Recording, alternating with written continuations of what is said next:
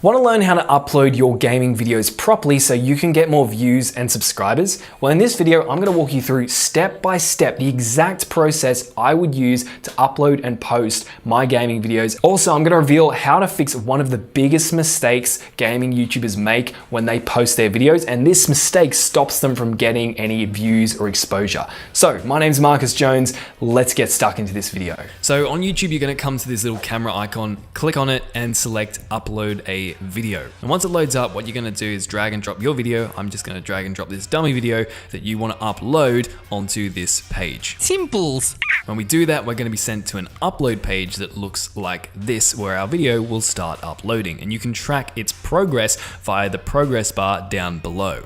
So once our video has been uploaded and processed, we'll be able to customize all the data and make our video look the way we want it. So we're going to optimize it fully so it has the best chance of getting as many views as possible. But before we do anything, we need to actually think about some strategy, because the way you proceed from here actually depends significantly on the style of video you're uploading. Now, I'm oversimplifying a little bit here, but broadly speaking, there are two main ways your video will get views. Firstly, your video will get views through the YouTube algorithm recommending it. Videos that get the majority of their views through the YouTube algorithm recommending them don't necessarily need to worry that much about keywords and SEO. Rather, they need to focus on just getting as many people to click. For example, this is the most popular gaming video on MrBeast Gaming. Now, before MrBeast created this video, obviously no one was typing "whatever you build, I'll pay for" into the YouTube search bar. Also, when you look at this video, right off the bat, you'll notice that there are no keywords like Minecraft or challenge in the video title. But while the video title and thumbnail combo and description, if you investigate it, are terrible from an SEO perspective, the video itself is very enticing to click on from a human perspective. So in other words, this is the type of video that's probably not going to be getting the majority of its views from YouTube search, and so keywords actually aren't that important for it. Rather, optimizing for humans is, and you can see that this video has done that and has done very well with 82 million views. Because the YouTube algorithm is pretty smart. Even if you don't have the word Minecraft in your metadata, it's still going to be able to figure out that you've got a Minecraft video. And it's also probably going to do a pretty good job at figuring out what type of Minecraft video yours is. And so if you can just optimize your video for people and get a high percentage of people to click on and watch your video, that's going to send positive signals to the YouTube algorithm. It's going to promote it to more people, and the cycle will continue. On the other hand, there's a second type of video that gets the majority of its views through search. Often these types of videos are catered towards viewers who know exactly what type of video they want to watch,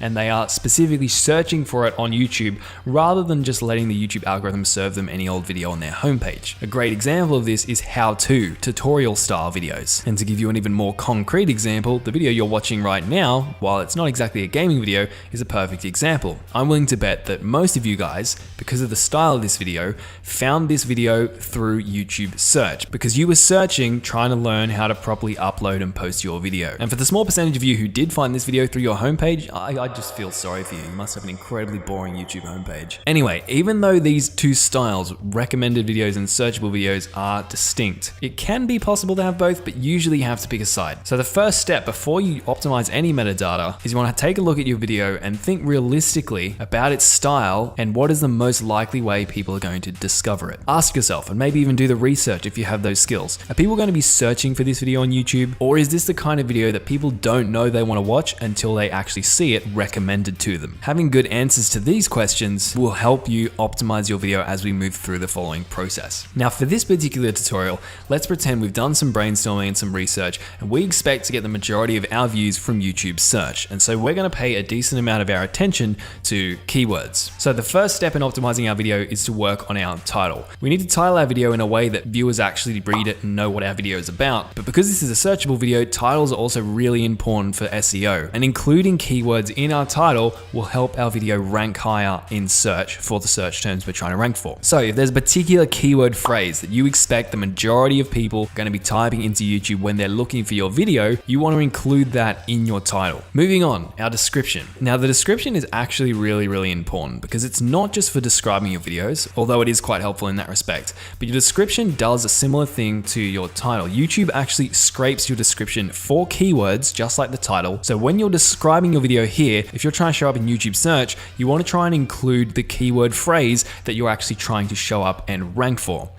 Now, you can't just stuff keywords into your description because it's against YouTube's terms and conditions, but you can try and naturally integrate it within your description. The description is also the place where you can add those little blue hashtags that you might have seen show up under the titles of certain videos. To add one, you just simply type the hashtag symbol followed by the word that you want to be your hashtag.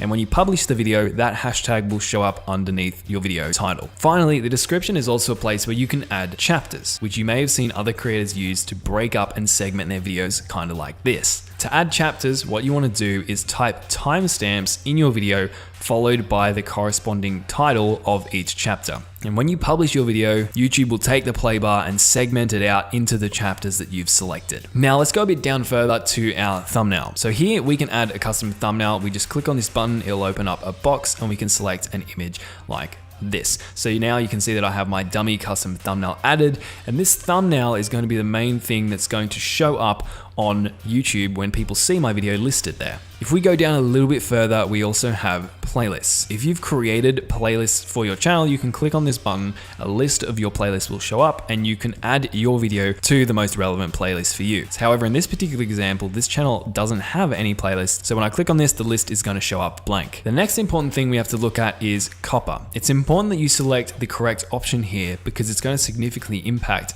how people view your video on YouTube. For example, if you mark your video as made for kids, you'll be unable to monetize your video will have no comment section, and all those other interactive features will be turned off too. Now, some creators struggle to designate their video, but an important distinction to note here is when marking your video is just because kids watch your video doesn't mean your video is made for kids. For example, many kids watch Marvel movies, but it doesn't mean Marvel movies are made specifically for kids. If you're still having trouble deciding how to designate your video here, I'd recommend you ask yourself these two questions. First of all, would your video look out of place alongside classic TV shows? Like, would it fit right in with TV shows like Thomas the Tank Engine, Sesame Street, and Peppa Pig, my personal favorite? If it would fit in with that style of content, then it's probably made for kids. If not, then you can move on to the next question, which is, would an adult be interested in watching this video? Would an adult voluntarily seek out and enjoy this style of video? If the answer to this question is no, then you're usually pretty safe to mark your video as not made for kids. Now let's come down to more options. Here we've got paid promotion. So you should check this box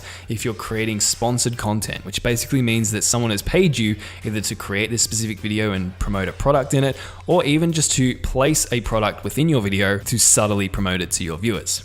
I like money. Coming down a bit further is this little checkbox where you can add automatic chapters. Normally I would leave this off for my video because I would rather not place my bets on YouTube's AI trying to decide how to segment my video out. And of course, if you've manually added chapters to your video, you should leave this off. Next, our tags. So earlier we mentioned about ranking for search and keywords, and the tag section is specifically designed for us to add in our keywords and keyword phrases. Now, what's different about tags and our title and description though is that tags are not going to be visible to your viewers unless viewers have special plugins. They're purely for us as the creator to communicate to YouTube and confirm that, yes, our video is, in this case, about gaming, funny, and moments. So I might just type gaming, hit enter, it's gonna add this tag for me, then I'm gonna go funny, hit enter, moments, enter, and bang, we've got those 3 tags. But what's cool is that you can also add keyword phrases. So if I type gaming, funny, moments, and hit enter, you'll see that it adds a full keyword phrase. Now, unfortunately, tags don't actually make that much difference to your videos anymore. At least they make far less difference than titles and descriptions, but there's no harm in adding them anyway. Next, we can delve into some more advanced features. Now, most of these aren't actually necessary, but if you want more control over your video, they can be helpful. So first of all, language. Pretty obvious, select your language. Here, you can just hit none. It doesn't really matter that much unless of course your video is really applicable to one of these categories. Next, if you want to come down and specify when your video was recorded, you can select a recording date, and you can also select a recording location. So I'm just going to continue down here, and next we have licensing. So the standard YouTube license is the one I recommend you use. The other one is a Creative Commons license. So basically in Creative Commons, you say that nothing in your video is copyrighted, that you own everything, and that you'll be happy for other people to reuse your content within their videos as long as they attribute or credit you. That's what you'll be allowing people to do if you use the Creative Commons attribution, or this is often referred to Creative Commons 3. Next, you can choose to allow embedding, and when you check this, it's going to allow people to embed your video on websites. So if you've ever been to a website and you've seen they've got a video on that website, and you've clicked on it and you've noticed that the player looks awfully familiar, like it was completely ripped off from YouTube. It's probably because it was ripped off from YouTube because it was an embedded YouTube video. And I'd recommend that you allow this, because if someone's going to embed your video on their site, then it's basically free marketing for you. Here we have the publish to subscriptions, feed and notify subscribers option. You always want to leave this one on, because basically it means that when your video goes live, if there are anyone subscribed to your channel who have notifications on, they're going to be notified and it will show up in their subscriptions feeds. Also, there's this section called short sampling. Basically, this is going to be an option that will allow people to take apart your video and make a YouTube short from it. Now, if you don't want that, then you can turn it off. But again, I'd leave it on because it's basically free marketing for you if people do decide to do that. Next is your category. So you can select a range of different categories, but what you want to do as a gaming YouTuber is select gaming. And when you do this, you're going to have this cool little checkbox show up and you can enter the title of the game you're playing in it. So for example, let's say Star Wars Battlefront. And when I do this, I can see a list of all of these different Star Wars games, and I can actually select the Star Wars game I was playing, just again to confirm to YouTube, hey, this is what this video is about. Now, this drop down box here gives us a bit more control over our comments. So obviously when I click on it, this option is going to allow people to comment on your video. You can also allow people to comment on your video, but hold potentially inappropriate comments for review, which basically means that if YouTube censors things like profanity or sexually inclined language in comments left on your videos, it's going to automatically flag them, and then you're going to be able to go to the YouTube studio later and review automatically flagged comments and manually approve or disapprove them. You can also choose to hold all comments for review, regardless of whether the comment is completely family friendly or whether YouTube thinks it has profound language or sexual content in it. And again, you will then be able to go to your studio dashboard, comments, and then approve or deny whatever comments you wish. Now, the final option you might want to look at is whether or not you want to show how many viewers like or dislike your video. So YouTube is moving away from showing how many people dislike your video as a default, but you might also have known that there are some videos out there, especially videos from Brand, YouTube Rewinds,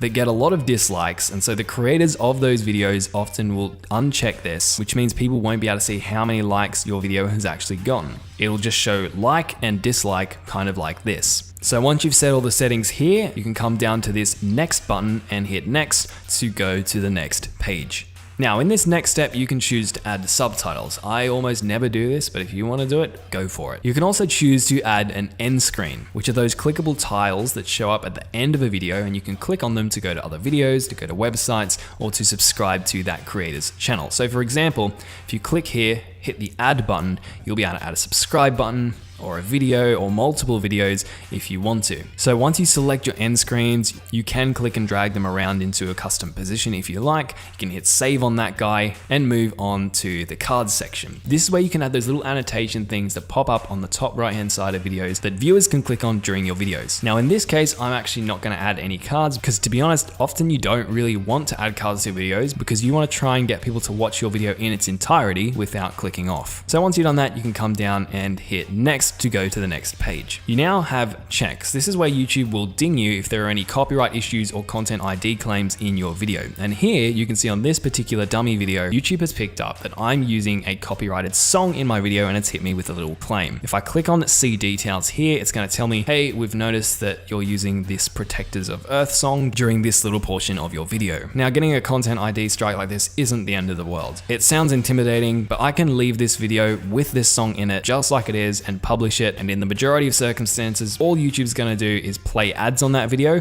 and forward any revenue generated by that video to the person who actually owns the copyrights to that song. So don't worry, it's not like a copyright strike that's going to significantly affect your channel or anything like that. However, if you do own the rights to use that song in your video and YouTube is making a mistake, you can go to select action and dispute the claim. Now, if you click here, you'll also see these other options. And here's a pro tip. Don't use them. They don't work very well at the moment. And while automatically replacing the copyrighted music with a song from YouTube's music library might sound like a good idea in theory, it normally works about as well as a waterproof tea bag. It messes up your entire video and it just makes it sound gross. So I'm not going to worry about doing any of this stuff. I'm just going to leave the video as is with the content ID strike. So I'm just going to go done and I'm going to come down here and hit the next button. By the way, if this video has been helpful so far, I'd really appreciate it if you could drop a like on it so it can spread to more people. Go do that now. Cheers. All right, so now we're at the stage where you can choose how you actually want your video to go live on YouTube. And I would pretty much always recommend that you go to schedule and schedule your video to go live at an appropriate time.